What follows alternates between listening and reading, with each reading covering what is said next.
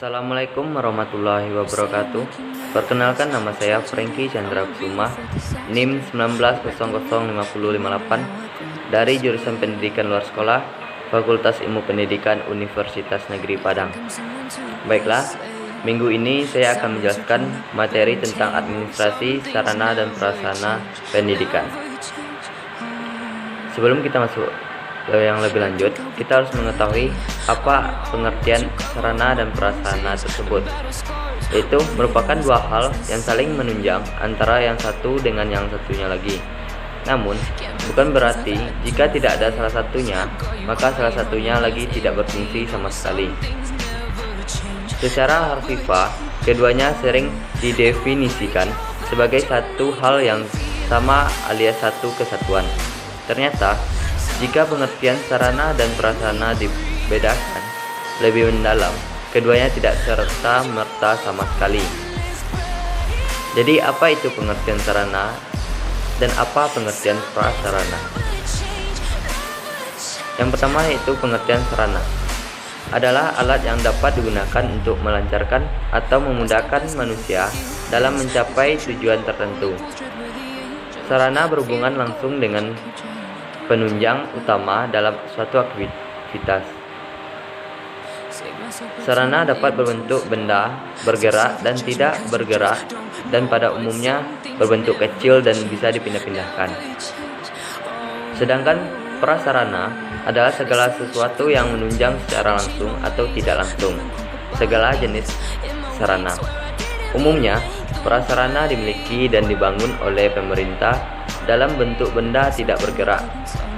Contohnya sederhananya aja, itu ketika kita ingin berpergian, kita akan menggunakan mobil, motor, atau yang lainnya sebagai sarana. Sedangkan jalan raya atau jembatan adalah prasarananya. Contoh lainnya di sekolah kita yang simpel aja, kita menggunakan meja, bangku, dan komputer ataupun yang lainnya sebagai sarana, sedangkan bangunan sekolah, halaman sekolah, dan lapangan adalah contoh dari prasarananya. Materi selanjutnya yaitu proses administrasi sarana dan prasarana. Yang pertama ada perencanaan. Pengadaan barang suatu kegiatan administrasi yang baik harus diawali dengan suatu perencanaan yang matang dan baik dilaksanakan demi menghindari kesalahan dan kegagalan yang tidak diinginkan. Perencanaan yang tidak baik berdasarkan kebutuhan dan disesuaikan dengan tersedianya dana dan tingkat kepentingannya. Yang kedua yaitu ada pengadaan barang yang merupakan segala kegiatan untuk menyediakan semua keperluan barang, benda atau jasa bagi keperluan pelaksanaan tugas. Pengadaan sarana dan prasarana pendidikan dilakukan sebagai berikut.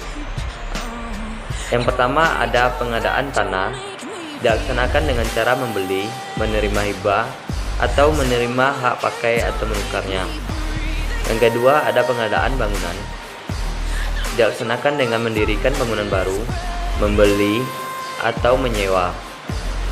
Yang ketiga ada pengadaan perabot, dilakukan dengan membeli, membuat sendiri, atau menerima bantuan dari donatur seperti BP3.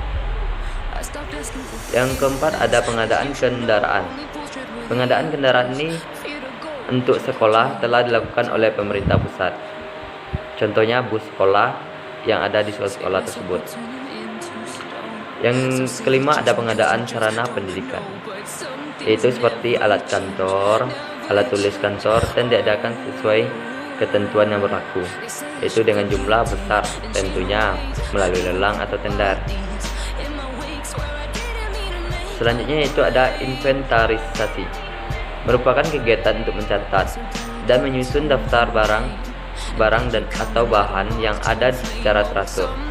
Menurut ketentuan yang berlaku, inventarisasi dilakukan untuk penyempurnaan pengurusan dan pengawasan yang efektif terhadap barang-barang milik negara atau swasta, dan juga memberikan masukan bagi efektivitas pengolahan sarana dan prasarana seperti perencanaan.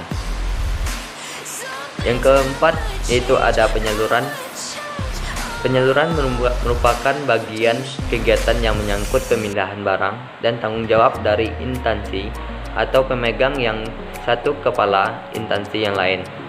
Kegiatan penyaluran barang yang baik meliputi penyusunan lokasi, pengiriman barang, dan penyerahan barang. Yang kelima, ada pemeliharaan merupakan kegiatan penjagaan atau pencegahan dari kerusakan suatu barang, sehingga pemeliharaan tersebut sangat diperlukan. Barang tersebut selalu dalam kondisi baik dan siap pakai. Kegiatan pemeliharaan ini sangatlah penting agar barang-barang yang dipakai dapat terawat dengan baik.